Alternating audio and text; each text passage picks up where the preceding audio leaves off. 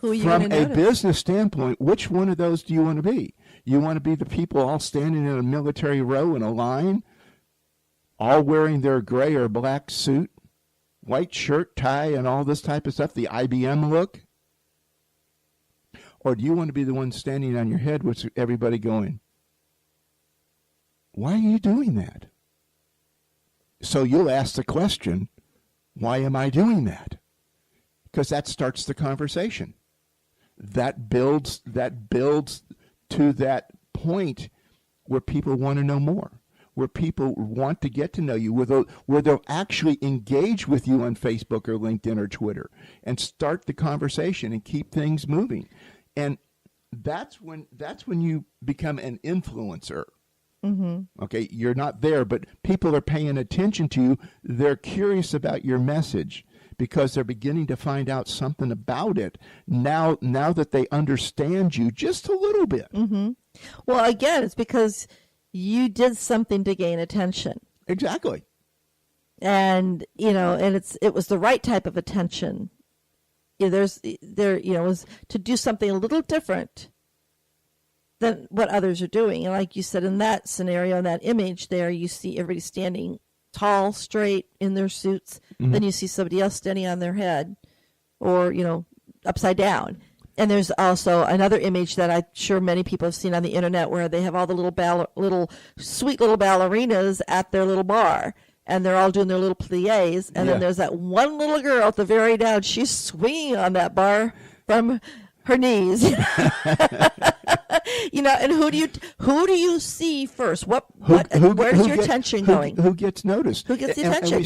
When we start talking about the brand you, how many other people are in your community where you live and work that do something very, very similar to what you do? We all have competitors. We all love competition because it gets us bigger, better, and stronger, on laying that out. But how do you get to be the one? Mm-hmm. That one that they're going to say yes to. I want to know more. I want to find out more. I'm willing to invest a conversation with you on Facebook, LinkedIn, Twitter, phone, face-to-face, whatever. It's the same thing when you go to a face-to-face networking event. How are you going to stand out? As you say, how can you be rememberable? Rememberable. Yes, we know that's not a word, but being rememberable means stand out. How will people, when you follow up with them after they've met maybe 50 people, sometimes at some of these events? We were at one last evening where we had all these new members, and it was an after-hours event at one of our local chambers. And, how are you going to, when you do that follow-up calls with individuals you spoke with, did you do something? Did you set a trigger of somehow to stand out? Were you influential with them in maybe speaking on a topic that interested them, that maybe you were able to connect with? All those little things are so important in business today. So you have to understand how you can be an influencer. How you can be remembered. Memorable. So not only online, but in person. Exactly. One of the tricks I'll use at a face-to-face networking, is I'll walk up to somebody, and I usually carry a little attaché or a little booklet or something like that I take notes on and drop business cards in. I'll walk up to somebody that I'm doing something with and I want to have another conversation with them, and I've got their business card or something like that. I'll just intentionally drop my little attaché, boom, made a little bit of noise. Now everybody looks around and go, well, Richard, what the heck are you doing? But what happens when I call them up a day or two later? Well, I'm the one that was clumsy and dropped my little attaché there on the floor. Oh, all of a sudden they remember me. I was that rememberable. Mm-hmm. Well, most definitely. I mean, it's so important to figure out, and you don't want to be, and there's, bring attention, you don't want to be a class clown. I know when I was growing up, there was always that class clown that was definitely rememberable, and that was not always in the right way or doing things like that. But in business today, especially online, how are you going to be thought of? And I hear this from a number of individuals we speak with. We've been involved in the online marketing arena since, 98? 98. A lot of years, almost 20 years next year. gosh, February of next year will be 20 years that we have actually been, researching and looking for ways to stand out in the online arena. And we've tried a lot of things that have not worked. We've tried a number of things that have been very successful. And then we just do some things that we just have fun at, and wonder sometimes why are we doing it, but yet we don't realize how many people are actually watching or listening. And I found this out talking to someone just recently. They had commented that they were at one of our very, very first workshops. And we're talking back in, and this is not on online marketing, but on social media. So this would have been back in 2010, almost 7 years ago. Yep. And they remembered a whole series that we did. And they wanted to know if we were going to do something like that again. And at that time we were, I guess you could say, the influencers in our area on social media. Nobody else was doing it. We were the first ones that kind of rolled it out and started teaching it and getting involved. So really, we couldn't really make any mistakes because nobody knew if we were doing it right or not. But we realized the importance of it, and we realized that in order for us to be known as the experts or be credible, we had to really invest so much in ourselves to become more influential. Well, how many times have we flown out to California and stayed there for days to be with coaches and stuff that are out there over the years, that are in the arena? I mean, we've invested thousands and thousands of dollars in laying that out. It's not about the money, but what it is, it's about the ability to bring value back to the people that we talk to. And that's a very good point, because that was what was brought to my attention by this individual I was speaking with. They said, because how many times whatever your industry is, you hear people say, oh yeah, someone else, whether it's real estate or in marketing or web developers, whatever, there's another person that joined the chamber that does what you do. You hear that.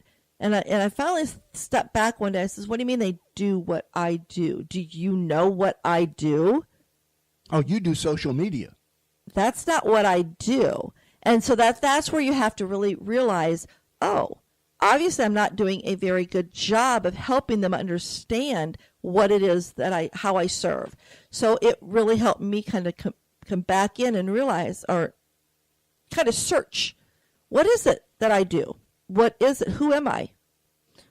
How do I serve? What is the best way for me to help others and assist others? So, but what I found out from them is they said, there's so many people that have been in the community that have presented and done what you did, but they are not here anymore. No. And you and Richard still are. And you continue growing. And trust me, we're continuing learning as well. Like Richard said, we don't share all the education we've invested into to boast or to impress you, but to impress upon you how important it is to continue learning your trade so that you can be credible, you can be known as the person to go to, which then in turn has now made you the influential person in your industry or in your area. So those are all those little key ingredients that you have to just understand. Being an influencer is one thing. Being influential is a totally different thing on that. Being an influencer, you can give talks and speeches and write books, and you can be an influencer. But to be influential is something that somebody has to bestow upon you. Okay? That's that credibility. We can't go out there and say, I'm the influential one in this or that or whatever. You might be the best at it, but being influential is bestowed on you by the people that you have met, talked to, presented to, charged fees to come to meetings with. That is the gold standard for all of us that are in the public eye. And that's where you have to really understand that you have to find your voice or risk fading out and being no more. And there's a gentleman that I follow on social media, Bernard, I think it's Kelvin Klein. He's from Ghana. and he is a brand strategist. He's a master branding coach, and basically says, if you're not willing to risk finding your voice, you're not going to ever be an influencer, let alone be influential, and you're not going to be able to really grow your business. Absolutely so. I mean, it's there. Sometimes you gotta walk up to the ledge, and you gotta jump. Mm-hmm. But when you jump, everything changes. You take that leap. The Steve Harvey YouTube video. Go watch it. Go watch the jump on that. But if you take that jump, if you take that leap of faith, that's when you will hit that next level. That's when you get there. There's all too many influencers in our lives, in close friends, family members, people in business that like to give you advice on how you're better, how to get better, on all of that type of stuff. And you've got to listen to them, but then you have to go back through your process system of who you are, who you want to be, and where you're going, and saying, is that advice relevant or not? More times than we would like to think, it's not even relevant. Mm-hmm. It's not even good advice. It's just somebody that thought they knew something that was saying something on putting that together. But, going back to what you said about Steve Harvey, you got to take that leap of faith. You got to trust that if you're going to jump off that cliff, that parachute on your back is going to open when you pull the pin. That's true. And if you don't do that, you just elected to remain the same. And, my thing was, first half of my career, I worked for other people. The biggest problem I got into with other people was I was pushing them too hard. There was only one person that I didn't push too hard in my whole career. Was that yourself? No. Oh. No. That I know that for a fact. That wasn't true. That was Jimmy Dean, the Jimmy Dean. Oh, yeah. He was the guy that pushed you. Because he was an entrepreneur. He started that thing. He started it from nothing. Mm-hmm. On putting it together. But he took that jump. And he understood when I resigned to start my own business, he didn't have a problem with it. He wished me good luck. He understood that I had to take that jump and just to see if my parachute would open. Mm-hmm. But 20 years later, 25 years later, I'm so happy I did. It's so true. I mean, you have to be a risk taker these days in order to get ahead, and it does help you to gain that attention. And I, again, quoting back, as the gentleman I told you I follow on Facebook and throughout social media, Bernard Calvin, I think it's Kelvin, so it's not Calvin, like Kal, and last name Clive. And he actually says it's your difference that sets you apart, not your similarity. So that's where you have to understand that we all have competitors, but you have to have that uniqueness that people think of you when they think of that industry. They think of you first because of that uniqueness, and it could be anything from what your tagline is, how you introduce yourself in a 15-second introduction at a networking event, or do you take time to ask questions about the individuals you're meeting, or do you focus on talking about yourself? There is a great tip. That. So what should I do? Definitely ask questions and find out as much as you can about the other person, because they're going to remember you're the person that cared because you were interested in them. Yeah.